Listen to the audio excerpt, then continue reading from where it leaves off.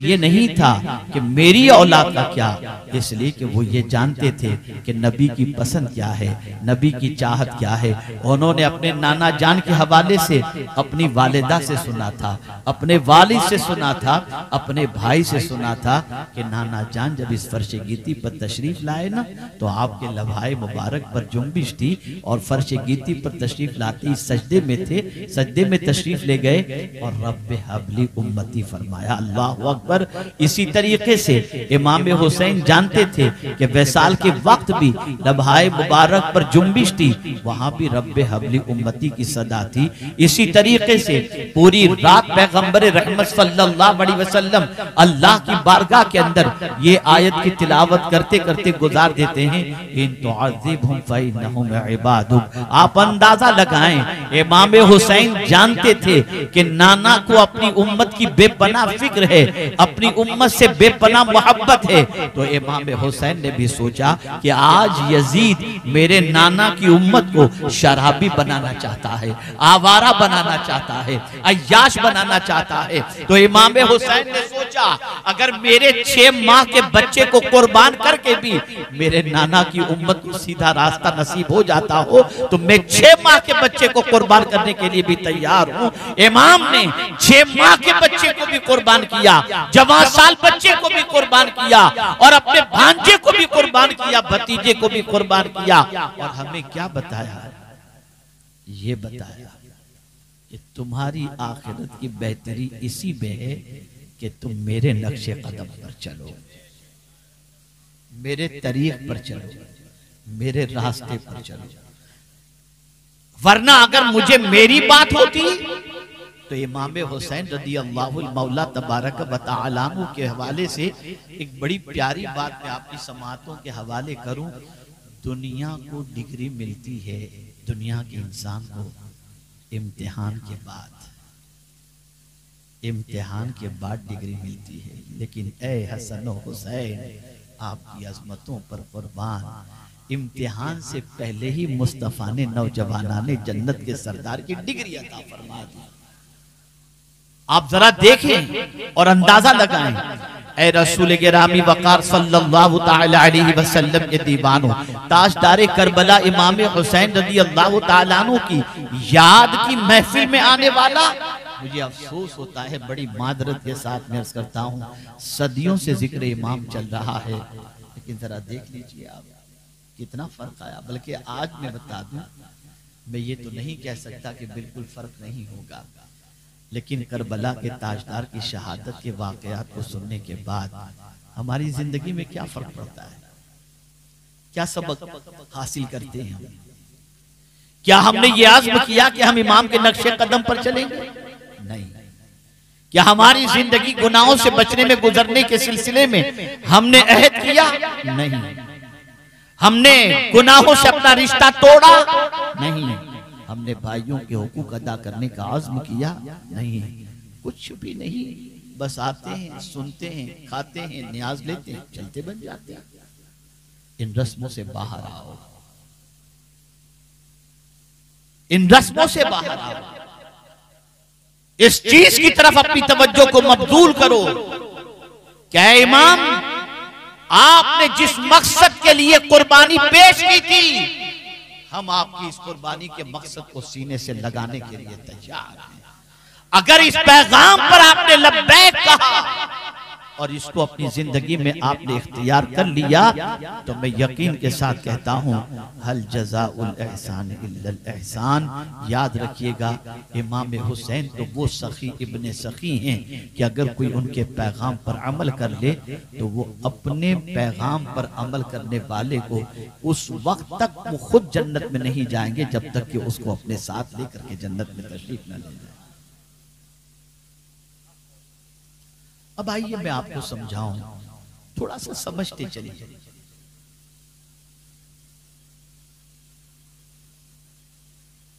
दुनिया में तवज्जो चाहूंगा, दुनिया में हर इंसान की ये तमन्ना होती है कि मुझे कोई तकलीफ ना हो, मैं बड़े मजे से अपनी जिंदगी गुजारूं।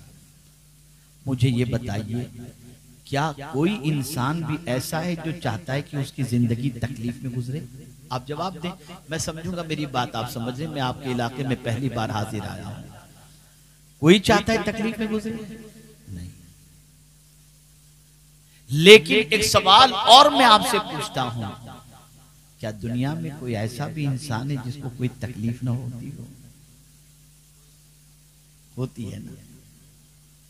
लक़द ख़लक़नल इंसान फ़ी कबद, ये कुरान का फैसला है। आप मुझे बताइए, तकलीफ इंसान का मुकद्दर है, इसीलिए इंसान पैदा होता है ना, तो उसका जमीन पर आने से पहले उसकी माँ को जो तकलीफ होती है और दर्द जो होता है, कितना सख्त दर्द होता है कि हुजूर सल्लल्लाहु अलैहि वसल्लम फरमाते हैं, अगर उसी हाल में उसकी मौत वाक़ई हो जाए उसे शहादत का मर्तबा नसीब होता है। यानी डिलीवरी में अगर किसी औरत का इंतकाल हो जाता है तो हुजूर उसे शहादत के मर्तबे के हवाले से बशारत देते नजर आते। और एक सहाबी ने अपनी वालिदा को कांधे पर उठाकर कई किलोमीटर का सफर तय किया और फिर हुजूर से पूछा, क्या मेरी माँ के हक को मैंने अदा कर दिया? तो पैगंबर रहमत सल्लल्लाहु अलैहि वसल्लम ने फरमाया, तेरी माँ के हक का जहां तक मामला है तो तेरी माँ तुझे जब जन रही थी, विलादत के वक्त जो तेरी माँ को दर्द के झटके लगे थे, शायद उस झटके में से किसी एक झटके का भी बदला अभी तक तूने अदा नहीं किया। आप जरा सोचो, इतनी तकलीफ, इतनी तकलीफ। तो ये दुनिया तकलीफों की जगह है, ये राहत की जगह नहीं। और तकलीफ से मुराद आप ये ना समझें कि कोई आपको मारे, कोई आपको परेशान करे, आप बीमार रहे, ये नहीं। हर किस्म की तकलीफ, किसी के जुमले आपको तकलीफ पहुंचाते हैं, किसी की बात आपको तकलीफ पहुंचाती है, लेकिन मैं आपको आज थोड़ी सी तकलीफ को समझाऊंगा कि तकलीफ में करना क्या है। कभी कभी ऐसा होता है ना कि हम बहुत बेगुनाह होते हैं, लेकिन पीछे से कोई हमारी बुराई कर रहा होता है, कान तक बात पहुंचती है, और जब ये कान पर बात पहुंचती है तो हमारा दिल टूट जाता है। तो हम क्या करते हैं, तवज्जो चाहूंगा, दिल टूटता है ना, यार मैं सच्चा आदमी, ये पखेड़ा खड़ा करके रखा है इन्होंने और हमारे पीछे से ऐसी ऐसी बातें कर रहे हैं, तो दिल दुखता है। तो हम क्या करते हैं, तवज्जो चाहूंगा, हम क्या करते हैं, बद्दुआ देते हैं, है ना, या क्या करते हैं, किसी बाबा के पास चले गए, जरा कुछ कर दो, बहुत सताता है। अगर कोई आलिम है, आमिल है, तो वो आपकी हिफाजत का तो इंतजाम कर देंगे, सही मानों में अगर कुछ है तो, ऐसे ही नहीं। चलिए यहां भी एक बात याद आ गई, थोड़ा करेक्शन करता हुआ चलो। आज की पोजीशन में लोग करामत के इतने शौकीन हो गए हैं कि हर मैले कुचेले आदमी को देखने के बाद समझते हैं कि ये बाबा बहुत पहुंचे हुए, एक बार इन्होंने ये कह दिया था ना, बस हो गया, बड़ी करामत है। अब मैं आपसे एक सवाल पूछता हूं, करबला में इतना पहाड़, इतना बड़ा पहाड़ मुसीबत का, अगर ताजदारे करबला दुआ करते तो पहाड़ हिल न जाता, हट न जाता। कोई मुझे बता दे कि इमाम हुसैन ने करबला में इस मुसीबत की दूरी के लिए दुआ की हो। अरे हर तो ये है कि विलादत के साथ ही शहादत की शोहरत, नाना जान भी दुआ नहीं कर रहे, इम्तिहान न हो, वालिद भी दुआ नहीं कर रहे हैं कि इम्तिहान न हो, बल्कि उस जगह की मिट्टी को पेश किया जाता है कि जब ये खून हो जाए तो समझ लेना कि हुसैन शहीद हो गए। आप जरा सोचो, बहुत समझने की बात है, बहुत समझने की बात है। आज इंसान करामतों के पीछे भागता है, ये नहीं देखता कि जिसको वो साहिब करामत समझ रहा है वो नमाज पढ़ता भी है कि नहीं पढ़ता, वो शरीयत पर अमल करता भी है कि नहीं करता, हलाल और हराम का ख्याल करता है कि नहीं करता, खवातीन के साथ उसके रवैये क्या हैं, इन सारी चीजों की वो परवाह नहीं करता। वो तो बस बड़े पहुंचे हुए बाबा हैं, करके चला खुद भी और लेके भी चला खवातीन को, और कहता है ये बड़े पहुंचे हुए हैं और ये सारी चीजें होती हैं। मैं आपसे पूछता हूं, आपकी छोटी सी मुसीबत दूर करने के लिए न जाने आप कहां कहां जाते हैं। ऐ करबला के ताजदार, इतनी बड़ी मुसीबत कि बच्चा भी शहीद हो गया, नौजवाना ने अहले बैत भी शहीद हो गए, आप क्यों दुआ नहीं कर रहे हैं? तवज्जो चाहूंगा, शायद जिंदगी भर का एक कंफ्यूजन आपका दूर हो जाए। मैं गुज़िश्ता जुम्मा को तफसीर पढ़ रहा था फजर की नमाज के बाद, तो पढ़ते हुए मैं किसी एक और आयत की तफसीर तलाश कर रहा था, लेकिन एक तफसीर मेरे सामने आई और उस तफसीर को जब मैं देखने लगा फहरिस्त, तो वहां पर जो है वो सूरह फातिहा की तफसीर के अंदर टाइटल जो था फहरिस्त के अंदर वो ये था, इस्तिकामत न के करामत। तो मैं थोड़ा चौंका, मैंने कहा ये मेरी मौजू की मुनासिबत से है। मैंने फौरन जो है वो सफ़े पर मैं सफ़े की तरफ गया, उस सफ़े की तरफ जहां से मुतालिक उसके अंदर फहरिस्त में मौजूद था। जब मैं उस सफ़े पर पहुंचा तो वहां हजरत जुनैद बगदादी का कौल मौजूद था। तवज्जो चाहूंगा, क्या कौल था हजरत जुनैद बगदादी अलैहिर्रहमा का? कौल ये था, अल्लाह अल्लाह जिंदगी बदल दे, ऐसा कौल था। फरमाते हैं इस्तिकामत का तालिब खुदा है, करामत का तालिब बंदा है। तो करबला में पोजीशन ये थी कि हुसैन को कुरान के रास्ते से हटाने के लिए 22,000 का लश्कर लेकर आया गया। तो हुसैन ने कहा आज करामत नहीं दिखाऊंगा, आज इस्तिकामत दिखाऊंगा। लगा ले तुझे जितनी ताकत लगानी है, हुसैन का एक कदम भी कुरान से हटेगा नहीं, शरीयत से नहीं हटेगा। पता चला शरीयत पर कायम रहना इससे बढ़ करके कोई दूसरी करामत नहीं। नारे तकबीर, नारे रिसालत, मसलके आला हजरत अल्लामा मौलाना शाकिर अली नूरी साहिब किबला। इस्तिकामत सबसे बड़ी करामत है।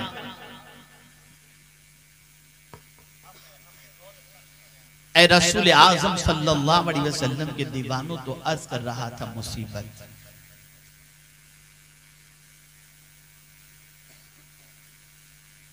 आक़ाए करीम सल्लल्लाहु ताला अलैहि वसल्लम इरशाद फरमाते हैं, दीन के रास्ते में सबसे ज्यादा मैं सताया गया।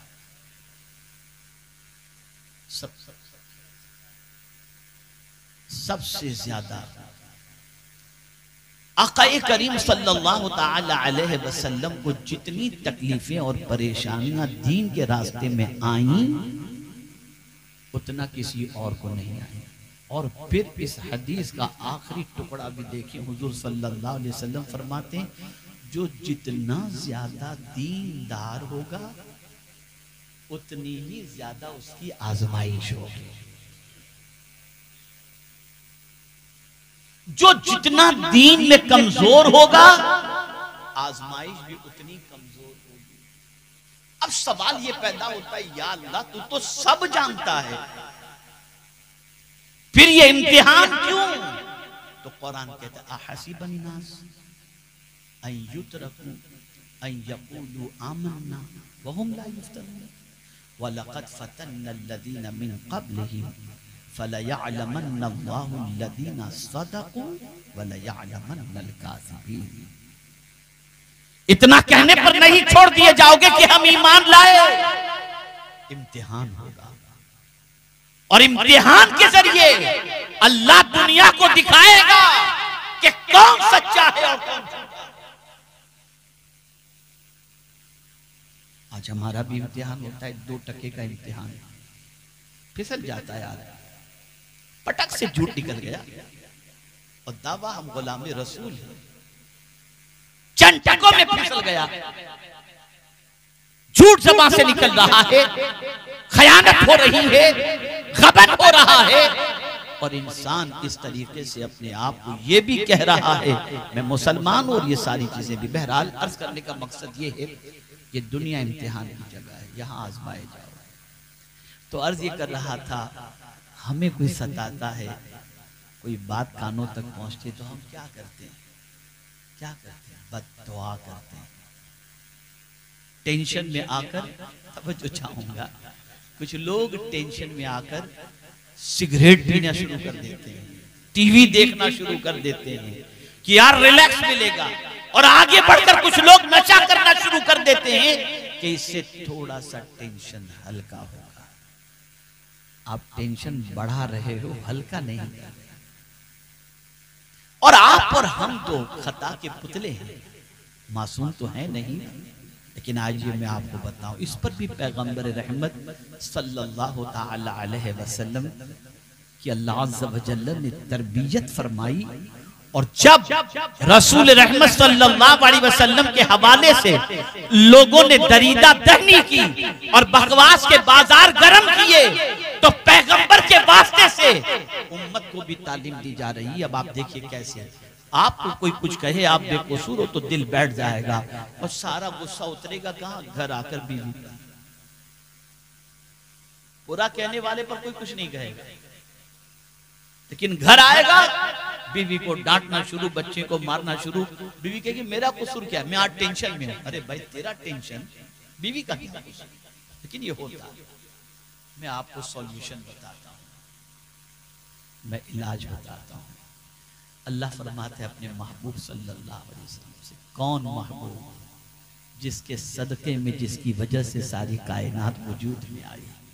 हमें जो कुछ मिला हुजूर के सदके में, और क़यामत तक जो कुछ मिलता रहेगा हुजूर के सदके में मिलता रहेगा। अब आप देखिए कुरान क्या कह रहा है, वलक़द नअलम अन्नका यदीक़ु सदरुका बिमा यक़ूलून। हम जरूर जरूर जानते हैं उनकी बातों से जो आपके दिल को तकलीफ पहुंचती है ना, तो मेरे महबूब हम उसको जानते। कौन कह रहा है? रब कह रहा है। अब सॉल्यूशन बता रहा है कि अगर किसी की बात तुम्हारे दिल को छलनी कर दे, तुम हक पर हो, बद्दुआ न देना। फसब्बिह बिहम्दि रब्बिक वकुम मिनस साजिदीन। अपने रब की तस्बीह करो, हम्द बजा लाओ, और सजदा करने वालों में चले जाओ। पता चला अल्लाह अकबर, जब इस किस्म के हालात बन जाएं, जब इस किस्म की मुसीबतें आ जाएं, अल्फाज के तीर चल रहे हो, अल्लाह की तस्बीह शुरू कर दो, अल्लाह की हम्द बजा लाना शुरू कर दो। होगा क्या? लफ्जों के तीर से तुम्हारा सीना जख्मी हुआ, और अल्लाह के जिक्र से तुम्हारे सीने को राहत नसीब हो जाएगी। रसूल आज़म सल्लल्लाहु ताला अलैहि वसल्लम के दीवानों, तो ये दुनिया मुसीबत की जगह है, यहाँ मुसीबत ही मुसीबत है, परेशानी ही परेशानी है। लेकिन कुर्बान जाइए इन मुसीबतों की भी अजमत पर, इन मुसीबतों की भी अजमत पर, कि ये मुसीबत भी बड़ा ऊंचा मकाम रखती हैं। कि मेरे आका सल्लल्लाहु अलैहि वसल्लम फरमाते हैं, अगर जूते का तिस्मा टूट जाए और उससे जो तुम्हें तकलीफ पहुंचती है, हुजूर फरमाते हैं उससे भी अल्लाह तुम्हारे गुनाहों को माफ फरमा देता है। कोई मुसीबत ऐसी नहीं, या जिसकी वजह से दर्जा बुलंद न हो रहा हो, या जिसकी वजह से खताएं माफ न हो रही हो। हम जैसों की खताएं माफ होती हैं, अल्लाह वालों के दर्जात बुलंद होते हैं। तो मेरे प्यारे आका सल्लल्लाहु ताला अलैहि वसल्लम के प्यारे दीवानों, अब आइए और थोड़ा समझाता हुआ चलूं। अल्लाह अज़्ज़ व जल्ल की शान ये है कि हर चीज को बतौर जरूरत पहले पेश फरमाया, और जिसको जरूरत थी उसको बाद में पैदा फरमाया। मिसाल के तौर पर इंसान को जरूरत थी आसमान की, तो इंसान को पहले पैदा नहीं फरमाया, आसमान को पहले पैदा फरमाया। इंसान को जरूरत थी जमीन की, तो जमीन पहले पैदा फरमाई, इंसान को बाद में पैदा फरमाया। आप देखते चले जाएं, और थोड़ा बहुत करीब ला करके समझा दूं, बच्चे को अल्लाह बाद में पैदा करता है, और माँ के सीने में दूध अल्लाह पहले पैदा कर देता है। अल्लाह अकबर, ये मेरे रब की शान है। ऐसे ही हर मुसीबत से पहले मेरे करीम ने मुसीबत का इलाज पैदा फरमा दिया। आइए मैं आपको समझाता हुआ चलूं, कुरान की तरतीब को देखो। अल्लाह फरमाता है या अय्युहल्लज़ीना आमनुस्तईनु बिस्सब्रि वस्सलाह इन्नल्लाहा मअस साबिरीन। मुसीबत का जिक्र अभी इब्तिदा में नहीं आया, मुसीबत का जिक्र बाद में आता है। वला तक़ूलु लिमन युक़तलु फी सबीलिल्लाहि अमवात बल अहयाउन वलाकिन ला तशऊरून। अब इम्तिहान की बात आ रही है। वलनब्लुवन्नकुम बिशैइन मिनल खौफि वल जूइ व नक़सिम मिनल अमवाल वल अनफुसि वस्समरात वबश्शिरिस साबिरीन अल्लज़ीना इज़ा असाबतहुम मुसीबा क़ालू इन्ना लिल्लाहि व इन्ना इलैहि राजिऊन। अब आप देखें, पहले अल्लाह ने इलाज बता दिया कि जब तुम आजमाए जाओ, किससे आजमाए जाओ? थोड़े से खौफ से। करबला के अंदर इमाम हुसैन को 22,000 के लश्कर के जरिए खौफ मुसल्लत किया गया, पानी बंद कर दिया गया, बच्चे को शहीद कर दिया गया, जान के सिलसिले में धमकियां दी गई। ये सारी चीजें हो रही हैं, लेकिन अल्लाह अकबर, परवरदिगार के प्यारे हबीब सल्लल्लाहु तआला अलैहि वसल्लम के ये नवासे अल्लाह के फरमान पर अमल करके साबिरो शाकिर बनकर अपनी जगह पे डटे हुए हैं। अल्लाह से सब्र की मदद तलब कर रहे हैं, घर वालों को भी सब्र की तलकीन कर रहे हैं और खुद भी सब्र का दामन थामे हुए हैं, इसलिए कि कुरान उनकी निगाहों के सामने था। एक और समझने की बात बता दूं, हमारे यहाँ ज्यादातर वाकयात करबला जब बयान होते हैं तो इस तरफ तवज्जो मबजूल कराई जाती है, इमाम हुसैन ने सजदे में सर कटा दिया। यकीनन ये बहुत बड़ी कुर्बानी है, लेकिन माजरत के साथ हम लोगों की तरह इमाम हुसैन कुरान की 1-2 आयतों के आमिल नहीं थे। आज तो हमारी गुफ्तगू भी 5 साल